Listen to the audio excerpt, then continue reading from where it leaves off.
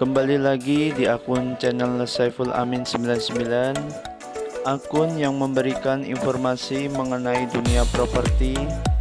Sebelum kita lanjut ke pembahasan, jangan lupa subscribe, like, dan tekan tombol lonceng agar kalian tidak ketinggalan dengan video-video terbaru dari kami.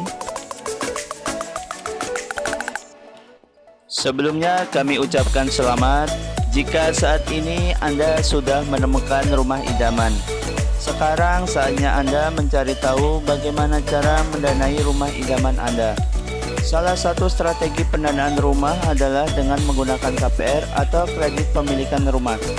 Pastinya Anda sudah tahu hal-hal apa saja yang perlu Anda ketahui saat mengajukan KPR.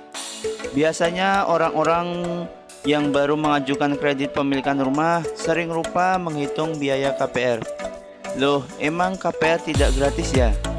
Biasanya bank mengenakan biaya KPR di luar harga rumah, terlebih untuk pengurusan KPR. Biaya pengurusan KPR tersebut dibebankan kepada nasabah atau kreditur pemohon KPR. Jadi faktanya adalah selain mempersiapkan biaya untuk uang muka, Anda juga perlu mempersiapkan biaya KPR. Berikut ini 7 biaya yang perlu Anda perhitungkan untuk mengurus KPR. Yang pertama yaitu biaya appraisal. Biaya ini dikenakan bank pada saat awal penilaian properti yang dimiliki oleh nasabah yang akan dijadikan agunan.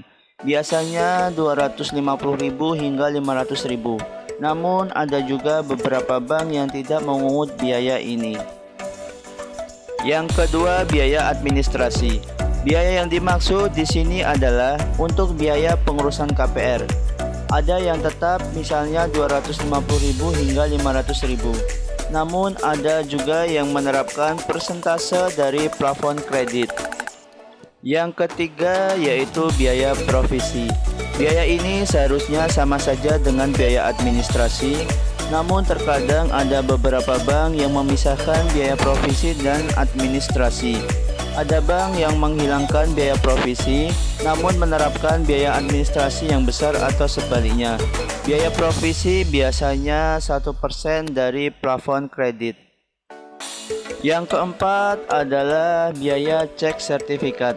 Biaya ini dikenakan untuk mengecek sertifikat oleh notaris atau PPAT. Yang kelima yaitu biaya notaris. Setiap proses pembelian rumah dan properti lainnya dengan KPR pasti melibatkan seorang notaris. Biasanya pihak bank atau pihak developer telah bekerja sama dengan notaris pilihan yang akan ditunjuk untuk mengurusi dokumen-dokumen yang berhubungan dengan KPR Anda. Beberapa dokumen yang memerlukan campur tangan seorang notaris diantaranya akta jual beli, akta kredit, pengurusan pajak, dan juga biaya balik nama sertifikat. Sebetulnya tidak ada patokan mengenai besarnya biaya yang dibayarkan kepada notaris. Jadi Anda bisa menegosiasikan biaya yang harus dikeluarkan agar lebih murah. Yang keenam yaitu biaya AJB atau akta jual beli. Biaya ini dikeluarkan untuk pembayaran surat jual beli. Yang ketujuh, pajak penjual dan pembeli. Dalam setiap proses jual beli properti, pasti selalu ada pajak yang dikenakan, baik itu kepada pihak penjual ataupun pihak pembeli. Pajak penjualan yang disebut juga sebagai pajak penghasilan atau PPH memiliki besaran 5% dari harga jual dan dibayarkan oleh developer atau pemilik rumah sebagai pihak penjual.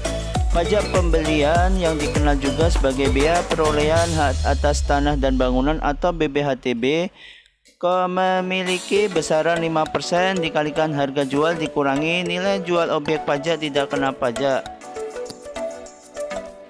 Berikut simulasi pajak pembeli dan penjual. Misalkan harga rumah 500 juta rupiah, nilai jual objek pajak atau NJOP 300 juta, nilai jual objek pajak tidak kena pajak atau NJOP TKP yaitu 200 juta.